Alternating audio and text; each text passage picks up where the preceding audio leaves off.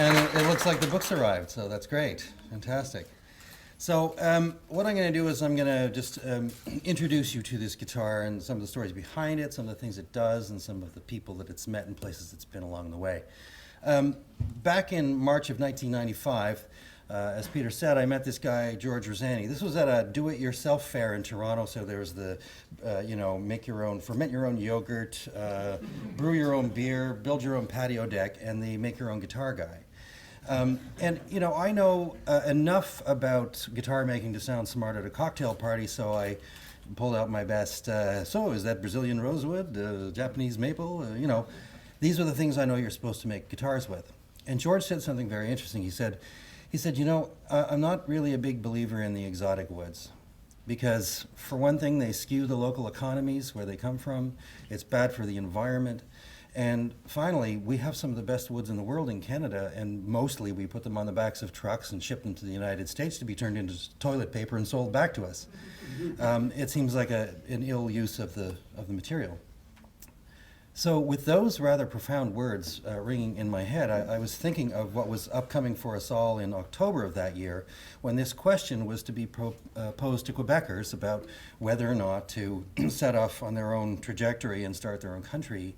And, I actually kind of understood that impulse because unlike almost anywhere else in Canada, with the possible exception of Newfoundland, there is such a strong cultural center of gravity in Quebec, and it seemed to me that there was a place that sort of understood its place and its potential and all that kind of stuff, whereas most of the rest of English Canada tended to just wring its hands all the time.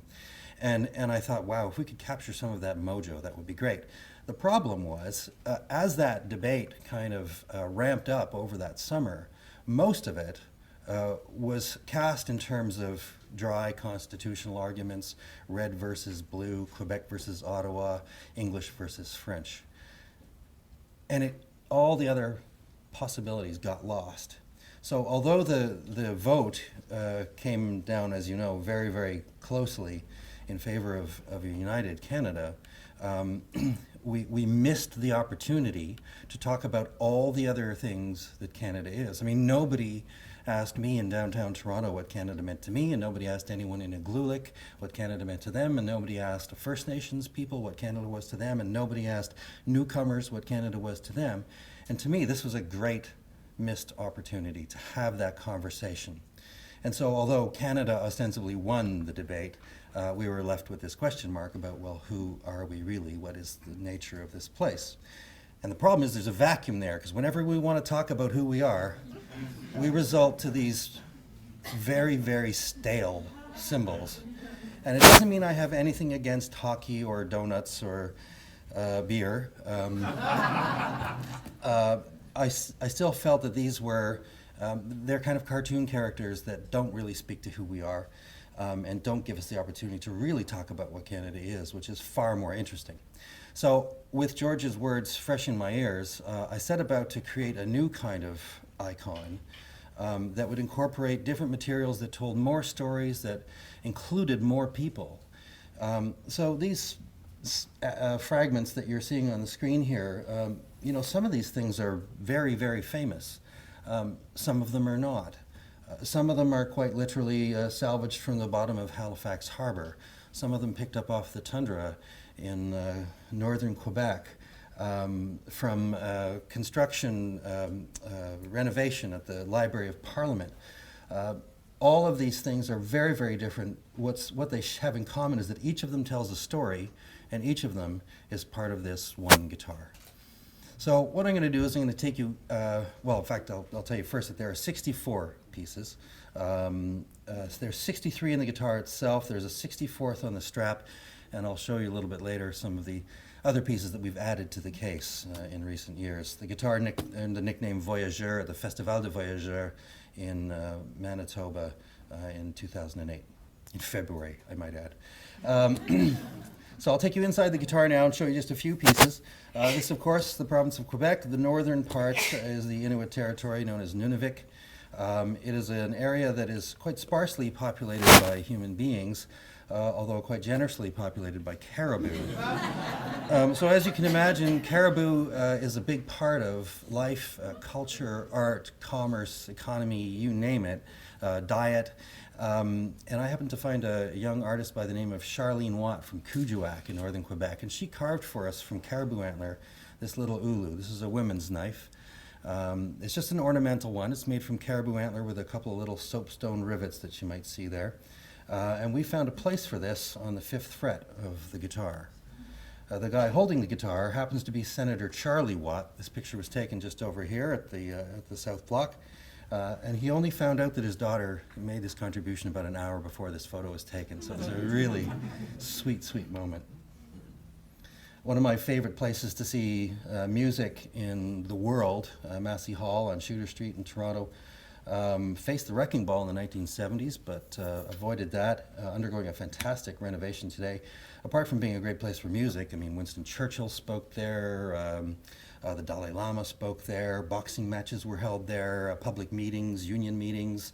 When soldiers were sent off to war, it was often at ceremonies held here. So a very important place in the community. Due to its recent renovations, we managed to get seat number 69 from the gallery section, which is actually one of the best seats if you ever go there. And that is now the headstock of the guitar, as well as a couple of other little ornamental elements. 1954-55 season, of course, Maurice Rocket Richard was benched by League Commissioner Clarence Campbell, meaning that the Habs lost to the Detroit Red Wings in the Stanley Cup.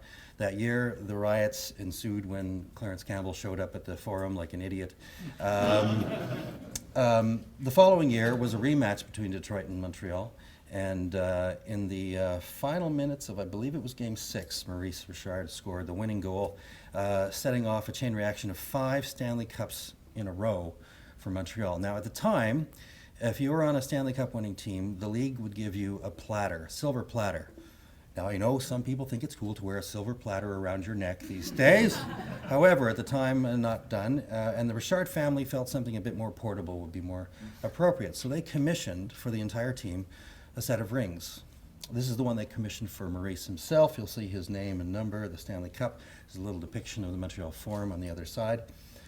My friend Dave bought this at auction when the Richard family was getting rid of a bunch of memorabilia, just before the Quebec government swooped in and bought the remainder of the lot. He paid about $8,000 US for this, which I know his wife thought was a mistake.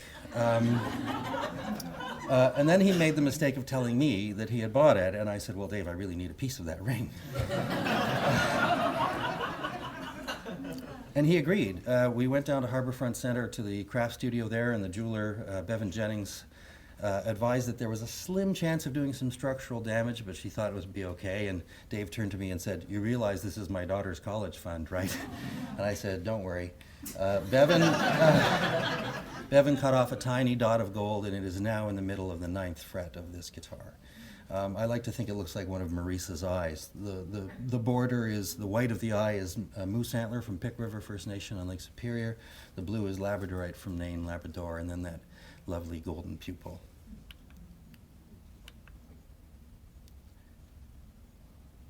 Nancy Green, our one of the torchlighters, one of the successful torchlighters. And of course, Canada's first Winter Olympic ski medalist with a gold and a silver in Grenoble, France in 1968. This is one of the skis that she used that year in France, and a section of that is now one of the reinforcing strips on the inside of the guitar, on the inside back of the guitar. You can see it just through the sound hole. Pierre Trudeau, of course. Now, I'm going to hope that some of you can hear this little clip that's about to come. I knew I wanted something from Pierre's, if you will, secular life, not his political life, but, you know, he's such a charismatic guy, and so many people had this picture of Pierre as this great outdoorsman, and of course he's very active in Nahanni National Park and other national parks. And everybody had that image of him in that buckskin jacket with Canada written across the back, and I wanted something from that. The Canoe Museum in Peterborough was bust at the time, and you couldn't get in, and I knew they had some stuff.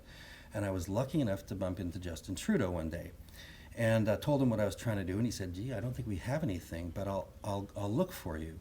And he took my number, and soon after I got this message. Hi, Joey. It's Justin Trudeau calling. I got your message, and the guitar sounds like an amazing project. My brother and I had a look around, and we found one of Dad's favorite paddles I think you can use. It's in kind of rough shape, not much use for a canoe trip anymore, but it may just sound fantastic in a guitar. Hope this helps. Keep in touch. Bye. Nice, eh? He put that in the mail. We in turn sent it down to Nova Scotia, where it was cut down and built in as a tone, what they call a tone bar, just inside of the sound hole. Now the crazy thing is, of course, we're very keen to put this guitar in people's hands. We want this to be a tactile experience for many people as possible. And a strange phenomenon has developed, or I've noticed a strange phenomenon, which is that a very large number of women want to touch Pierre Trudeau's canoe paddle. I don't know what it is, but this happens all across the country. I'm not lying. It just so happens I was at the bar at the Chateau Laurier the other night, and Justin was there, so he finally was reunited with his that little bit of his father's paddle. John Ware was born into slavery in South Carolina in 1845. When the Emancipation Act was signed in 1863, he moved to Texas, where he learned the ranching business. From there, he moved up to Montana and Idaho. From Idaho, he joined a cattle drive to Alberta, the first one, in fact. And John Ware is credited with bringing the ranching industry to Alberta. He fell in love with the Red Deer River area, settled along there, built a cabin, raised a family of 5. He died in 1905, 12 days after Alberta became a province, and it was the biggest funeral the young city of Calgary had ever seen. Now that's part of Black history that almost nobody that I've met in Canada knows, including a lot of people from Alberta.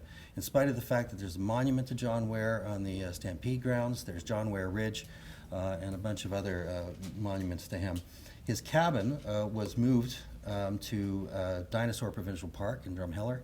I called them up and they gave me a little fragment from one of the end of the logs, and that is now the top of the pickguard assembly on the guitar. So you'll see that the pickguard is that kind of half maple leaf on the diagonal there, and I'll just run through some of the other pieces there. There's 4 elements in that stem of the maple leaf. The first one is from the top of Paul Henderson's stick from the 1972 Canada-Russia series. Next to that is a piece of the Wildcat Cafe, the oldest building in Yellowknife, replicated at the Museum of Civilization here, by the way. Next to that, a seat from the old Montreal Forum, now the Forum Pepsi, I hate to say.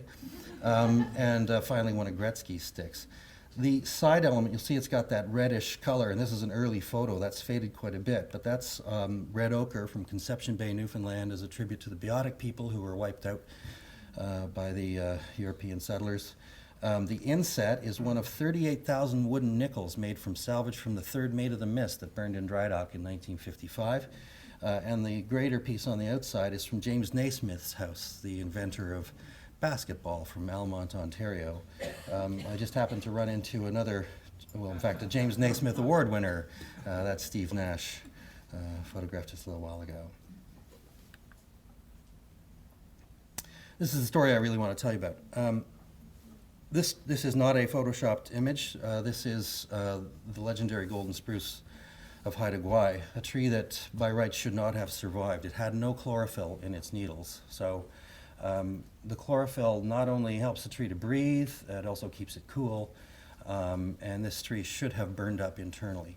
It didn't because it was protected, as you can see, by the large number of trees, tall trees surrounding it, protected also by the often rainy and cloudy weather on Haida Gwaii, where this is situated, but protected by a few other things as well, by the tourist industry in Haida Gwaii, which depended on a lot of people coming to see it, the scientific community who wanted to study it and came in droves to do that, by the Haida community for whom this was a sacred tree, containing the spirit of one of their ancestors, a small boy named Kid Kias. And also protected, strangely, by the Macmillan Bloedel Paper Company. They had the logging rights to this area and could have cut it down if they wanted to, but they knew how important this tree was, and so they kept a very, very safe distance from it. And unfortunately, there was a guy who worked for them as a logging scout. I won't say his name, but you can read his story in this remarkable book. And he felt, just maybe from being in the forest too long, He felt that it was hypocritical of the company that they would spend so much energy preserving this one tree while they clear-cut so many other trees. So one night in January of 1997, he got into a kayak at Prince Rupert, BC, on the mainland, paddled across a very dangerous stretch of water known as the Hecate Strait, down the Yukon River, which is actually an inlet towards Port Clements, where the tree is. And there on the bank, he pulled a chainsaw out of his kayak, and he cut it down. It took 3 days for this tree to fall. And the Haida people that I met said that for them this was a drive-by shooting, and they couldn't understand why anyone would do such a thing. The Haida at that point said that this was it. They would not touch this tree. They would let it return to the earth in spirit and substance. I had the good fortune of meeting David Suzuki, who I've been corresponding with a little bit. He told me the story I just told you, and he said, I think we can get a piece of this for your guitar. And he introduced me to the community in Masset and Old Masset, and we began an 18-month dialogue, which ended up with us going into the forest in February of 2006 with Leo Gagnon, a carver, and an elder named Frank Collison. And on that day, that's Leo there in the middle with the chainsaw, Frank at the right, Sid Bob at the far left for watchers of CBC Kids Television. We were the only people ever to take a piece from this tree. This photo was taken about 2 minutes after that wood came out of that tree.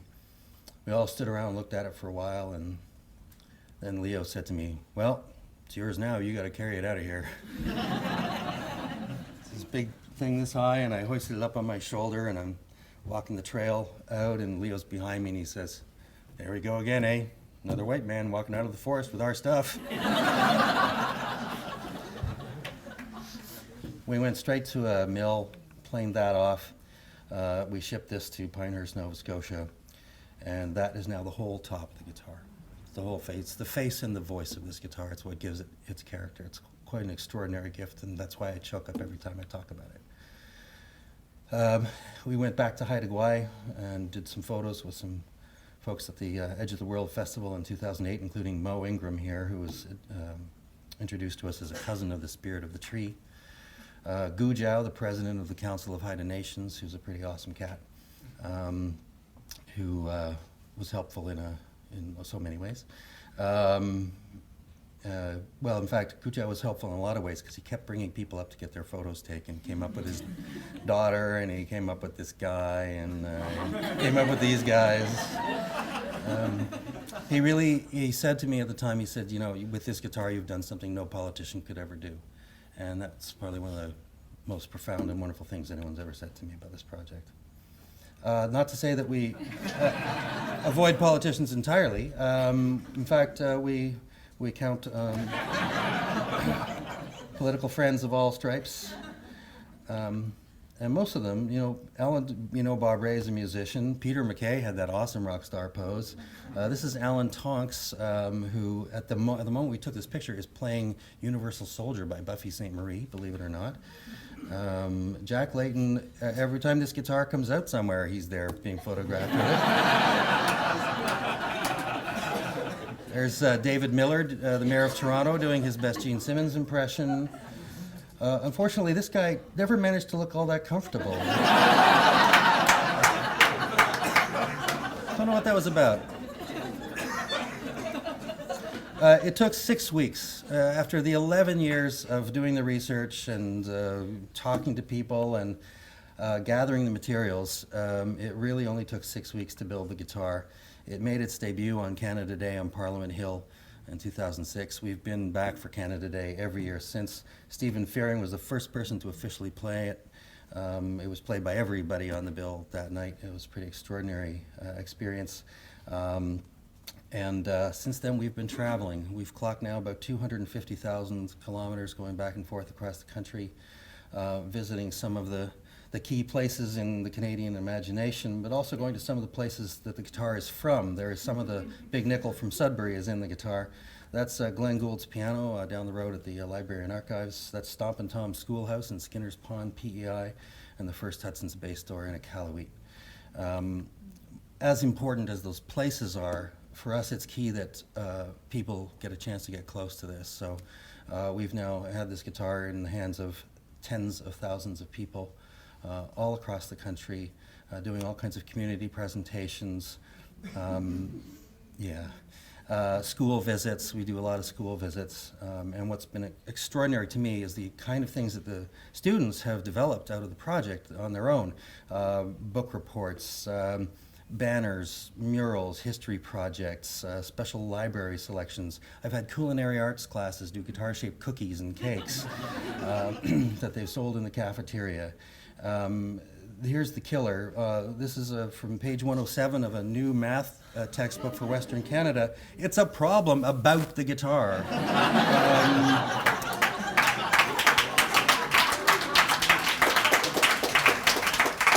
Now, I was told there would be no math, but somebody else coming. This is a mural on the back of Lee's Palace in Toronto, done by two young artists, Kedry Brown and Jesse Pacho, and the great coincidence here is they included as part of their mural of the guitar a little portrait of Julie Black there, so that worked out very nicely. This is, of course, the book that you now all have, and the coin from the Royal Canadian Mint that goes off sale, and I found out all about how it works last night. They've now sold about 14,000 of these things. It's a 30,000 mintage that goes off sale April 14th at noon, and any that aren't sold that the Mint has on stock, they destroy. So get yours while you still can. The guitar has been played by hundreds of musicians all across Canada, around campfires, concert stages, festivals, clubs, you name it. It's quite an extraordinary thing for me to witness because it's a huge honor to see this guitar brought to life by musicians. And I believe we have someone here to do that for us today. Do we know it? Let's put it to the audience. And we'll have to pick it up. Where's our guitar playing folks? Don't tell me. There we go. Okay, we'll do that. What's really extraordinary is, you watch a musician approach this guitar, and they kind of feel it out, find its voice, their voice, where they meet, and the results are magical. So let's do this real quick. You ready? Sure.